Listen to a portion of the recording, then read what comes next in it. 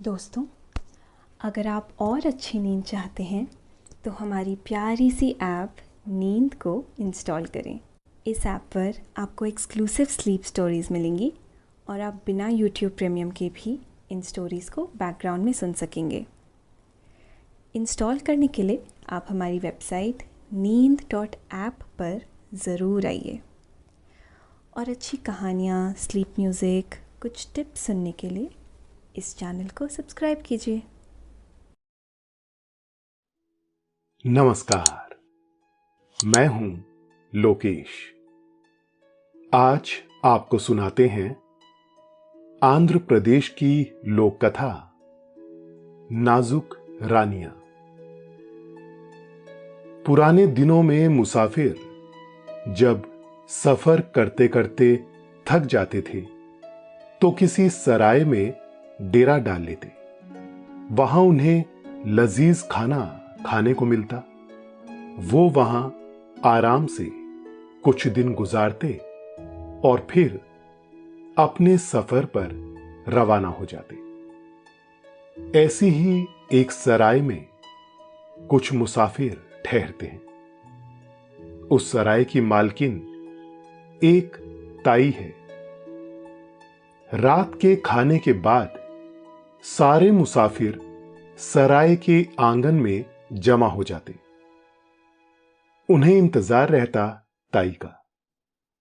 ताई जब कोई कहानी सुनाती तब ही उन्हें सुकून की नींद आती। ऐसी ही एक रात ताई ने सभी मुसाफिरों को एक अनोखी कहानी सुनाई। ये 3 रानियों की कहानी है। तीनों ही रानियां फूल से भी ज्यादा नाजुक थीं। सुकोमल रानियों की इस कहानी को हम आपको आगे सुनाएंगे। लेकिन पहले आप अपने आसपास की सारी लाइट्स ऑफ करके आराम से लेट जाएं। अपनी आंखें धीरे से बंद कर लीजिए। अब थोड़ा सा अपने शरीर को आराम दीजिए। थोड़ा और आराम। अपने शरीर को बिल्कुल ढीला छोड़ दीजिए। कोई टेंशन नहीं, कोई तनाव नहीं। अपने दिमाग में चल रहे सभी विचारों को, चिंताओं को त्याग दें। एक शांति सी महसूस करें। सब नेगेटिव, पॉजिटिव विचारों को धीरे धीरे निकाल दें। हाथों को सीधा करके अपनी कमर के साइड में रख लीजिए। अपनी सांस पर ध्यान लगाएं। इसको धीमे या तेज नहीं करना है। बस ध्यान देना है कि कैसे वो आपके नाक, गले में होते हुए आपके अंदर प्रवेश कर रही है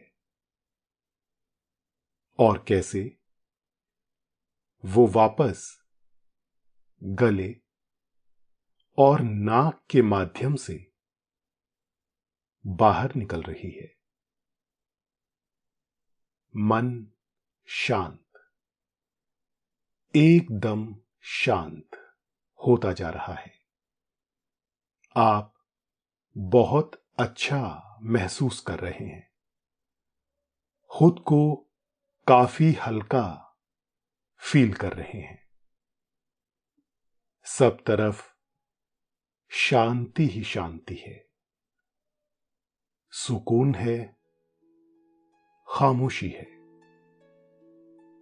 वो गर्मियों की एक रात थी। डिनर खत्म हो चुका था।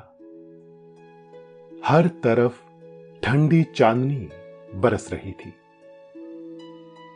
खाना खा चुकने के बाद मुसाफिर सराय के बड़े से आंगन में बैठे हुए थे।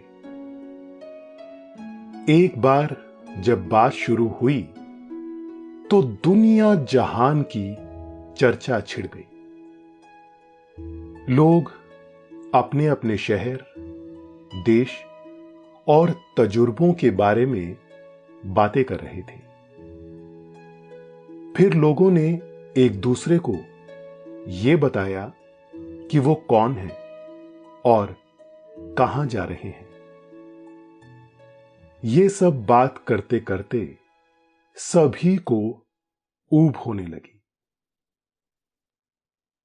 उधर सराय के बावर्ची खाने में बचे हुए खाने को ठीक से रखने और उसकी साफ सफाई करने के बाद गरीबन ताई वहां आ पहुंची। गरीबन ताई 60-62 साल की एक महिला थी। उनके सर के सारे बाल पके हुए थे, लेकिन उनकी सेहत ठीक थी। वो अपनी गुजर के लिए इस सराय को चलाती थी। उनकी सराय का खाना लज्जतदार था और मुसाफिरों के साथ उनका व्यवहार बहुत अच्छा था। उनके यहां सुबह नाश्ते के बाद दोनों वक्त ताजा और मजेदार खाना मिलता था। खाने के बाद मुसाफिरों को फल देती थी। रात को सोने से पहले मुसाफिरों को अच्छी अच्छी कहानियां सुनाती थी। कहानियां सुनने से मुसाफिरों को अच्छी नींद आती थी, इसलिए वो उनसे बहुत खुश रहते थे। यही वजह थी कि ताई का कारोबार अच्छा चल रहा था। ताई जाकर आंगन में बैठ गई। मुसाफिरों ने ताई को अपने बीच बैठे देखा तो तुरंत ही उनसे कहानी की फरमाइश करने लगे। ताई कोई कहानी सोचने लगी।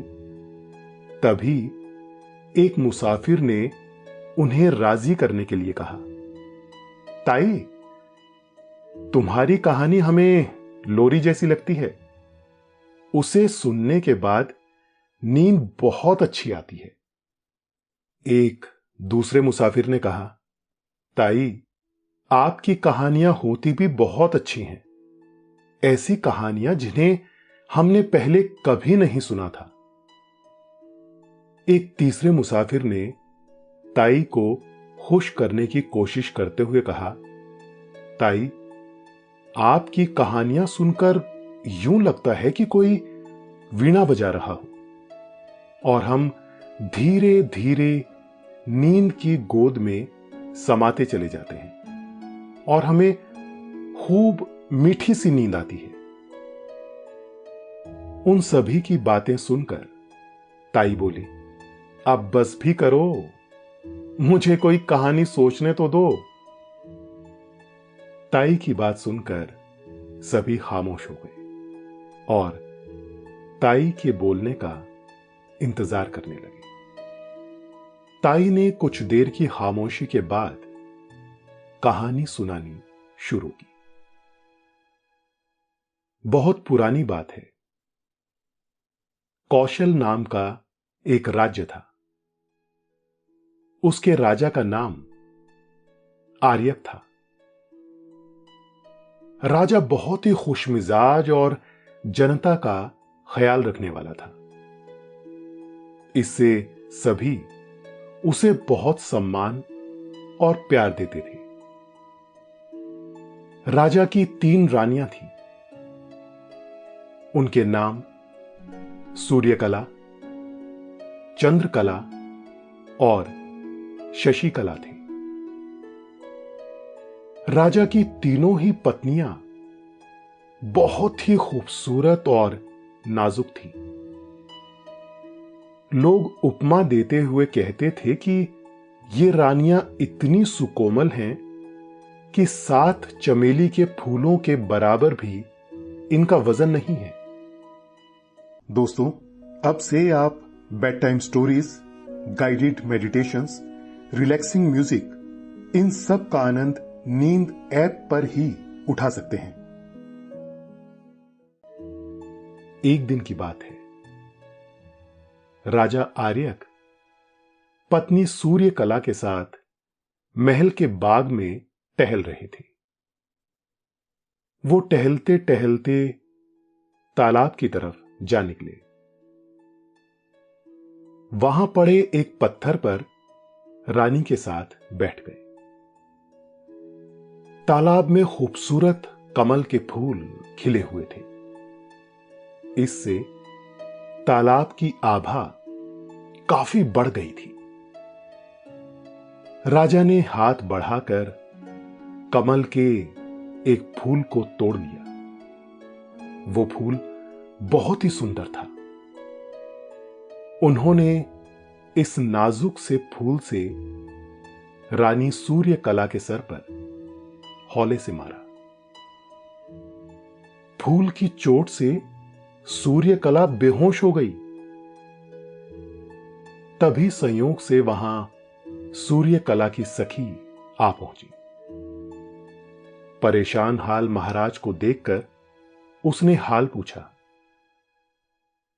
महाराजा आर्यक ने उसे सारी बातें बता दी। सूर्यकला की सखी ने कहा, ओह महाराज, ये आपने क्या किया? सूर्यकला बहुत सुकोमल है, शायद आपको इसका भान नहीं रहा। तुरंत रथ मंगवाया गया। उस पर सूर्यकला को लिटाकर महल में पहुंचाया गया। तुरंत ही राजवैद्य बुलाए गए। राजवैद्य ने तुरंत शरीर पर लेप लगाया, सर पर एक लेप लगाया। इस तरह से काफी इलाज के बाद सूर्यकला को होश आ गया। जब तक रानी को होश नहीं आया था, महाराजा आर्यक उनके पास ही बैठे थे। सूर्यकला को होश में देखकर महाराजा आर्यक बहुत खुश हुए।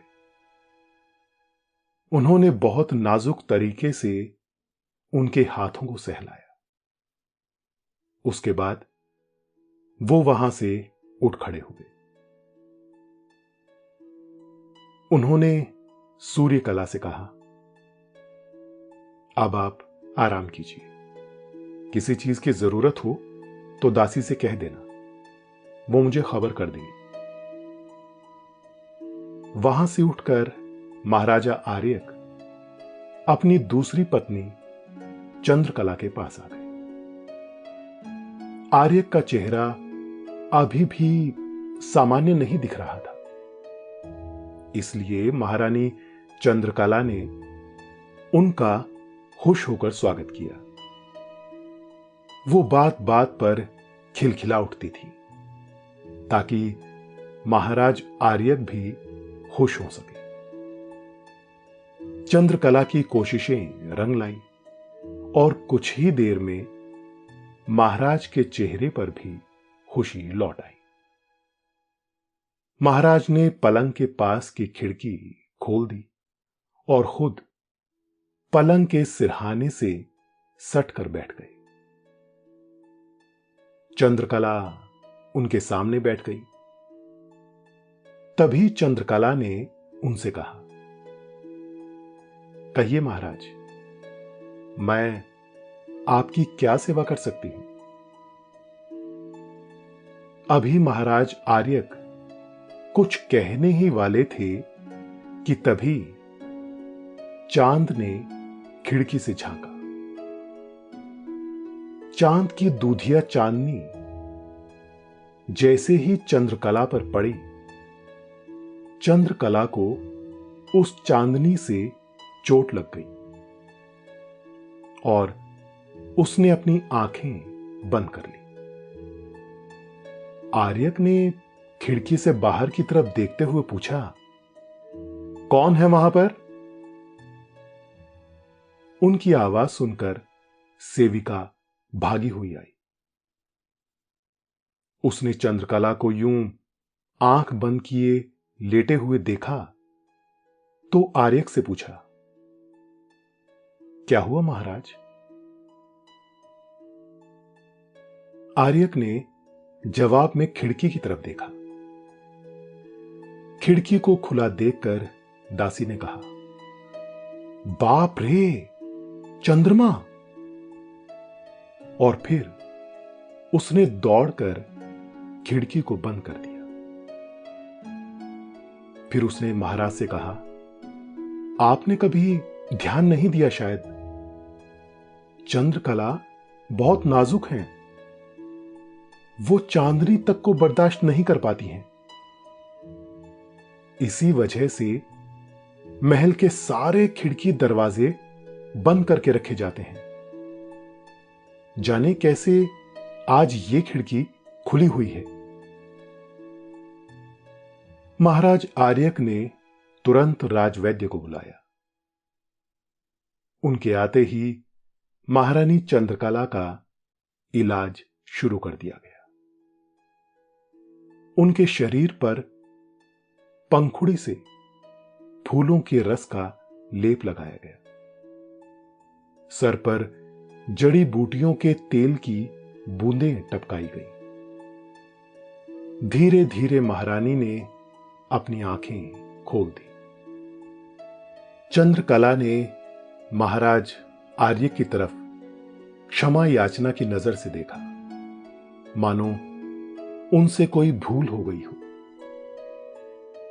उन्होंने मुस्कुराकर महारानी का अभिनंदन किया, फूल की पंखुड़ी से उनके माथे को स्पर्श किया, फिर कहने लगे, महारानी आप आराम कीजिए, किसी चीज की जरूरत पड़े तो मुझे कहला भेजना। इसके बाद आर्यक वहां से उठ गए। उन्हें अपनी तीसरी पत्नी शशिकला के साथ मंदिर में दर्शन के लिए जाना था। राजा और रानी एक पालकी में सवार थे और कुम्हार पालकी को कांधों पर उठाए लिए जाते थे। राजा बहुत खुश था। उसे दूर से धान कूटने की आवाज सुनाई दी। ऐसा लग रहा था कि कुछ महिलाएं एक साथ लय के साथ धान कूट रही हैं। धान कूटने से एक सुंदर राग का एहसास हो रहा था। रात का समय था। हर तरफ शांति छाई हुई थी। शांतिपूर्ण माहौल में राजा को यह राग बहुत भला मालूम दे रहा था। तभी मंदिर के सामने पालकी रुक गई। दोस्तों, अब से आप bed time stories, guided meditations, relaxing music, इन सब का आनंद नींद ऐप पर ही उठा सकते हैं। राजा पालकी से उतर आया। सेविकाएं रानी को पालकी से उतारने के लिए पहुंची तो वो परेशान हो गई। रानी को हाथ में चोट लग गई थी।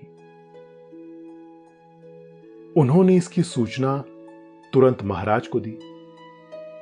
महाराज ने पूछा कि पालकी तो मखमल के कपड़ों से बनी हुई है, फिर रानी को चोट कैसे लग गई? एक सेविका ने बताया, महाराज, दूर महिलाएं मूसलों से धान कूट रही हैं। धान कूटने से उसमें से ध्वनि निकल रही है। ऐसी ध्वनियों को रानी बर्दाश्त नहीं कर पाती है। इससे उनके हाथों की हथेलियां कुम्हलाकर लाल हो गई हैं। आर्यक ने अपनी प्रिय रानी को पुकारा, शशि, शशि, तुम ठीक तो हो ना? शशिकला ने महाराज को हौसला देते हुए कहा, जी, मैं ठीक हूं। महाराज आर्यक ने उनके हाथों को पकड़कर देखा। वो वाकई कुम्हलाए हुए थे। जल्दी जल्दी सेविकाएं चांदी की कटोरी में चंदन लेकर आई। उन्होंने चंदन के लेप को बहुत आहिस्ता आहिस्ता फूलों की पंखुड़ियों से शशिकला के हाथों में लगाया। इससे रानी को काफी राहत मिली और वो मुस्कुरा दी। उनके होठों पर मुस्कान देखकर महाराज आर्यक को भी चैन मिला। सैनिक भागकर तुरंत उन महिलाओं के पास गए जो मूसल से धान कूट रही थी। उन्होंने उनसे कहा कि जब रानी शशिकला मंदिर से चली जाएं तो वो धान कूटे। इस तरह धान कूटने की आवाज बंद हो गई। राजा और रानी शशिकला हंसते मुस्कुराते पालकी से महल को लौट आए। तीनों ही रानियां स्वस्थ हो गई और राजा के साथ हंसी खुशी रहने लगी। इतना कहने के बाद ताई कुछ देर के लिए चुप हो गई। फिर उन्होंने मुसाफिरों से पूछा, कहानी कैसी लगी आप सबको? मुसाफिरों ने एक सुर में कहा, बहुत अच्छी कहानी है, लाजवाब, मजा आ गया। ताई ने मुस्कुराते हुए मुसाफिरों से पूछा, अच्छी है कहने से क्या मतलब है तुम्हारा? पहले यह तो बताओ कि सूर्यकला, चंद्रकला और शशिकला में से कौन सी रानी ज्यादा नाजुक थी? ताई की बात सुनकर सभी मुसाफिर सोच में पड़ गए। वो आपस में बातचीत करके फैसला करने लगे कि उन तीनों में से कौन सी रानी सबसे ज्यादा सुकोमल थी। कुछ देर मुसाफिरों के बीच चर्चा होने के बाद एक ने कहा, पहली रानी फूल की चोट बर्दाश्त नहीं कर सकी, दूसरी चांदनी से बेहोश हो गई और तीसरी को आवाज से चोट लग गई। हमारे ख्याल से सबसे सुकोमल तो शशिकला ही थी, जो राग से कुम्हला गई। ताई ने हंसते हुए कहा, सही कहा तुमने। चलो अब सभी अपने अपने बिस्तर पर लेट जाओ। नींद कब से तुम्हारा इंतजार कर रही है। दोस्तों, अब से आप आपकी मनचाही दादी और नानी की कहानियों से प्यारी नींद की कहानियां सिर्फ और सिर्फ नींद ऐप पर ही सुन पाएंगे। तो इसी तरह हमारे साथ कहानियों के जरिए जुड़े रहने के लिए आपकी अपनी नींद ऐप इंस्टॉल करें। नींद आपका भी इंतजार कर रही है, क्योंकि अब आपके भी सोने का वक्त हो गया है। निंदिया रानी चुपके से आपके सिरहाने आ बैठी है। वो हौले हौले से आपकी पलकों को सहला रही है। आपकी पलकें बोझिल होती जा रही हैं। नींद आपकी आंखों में बढ़ती जा रही है। आप पर नींद की खुमारी छाने लगी है और अब आपने धीरे धीरे अपनी दोनों आंखों को बंद कर लिया है। आप आहिस्ता आहिस्ता नींद की वादियों में उतरते जा रहे हैं, उतरते जा रहे हैं।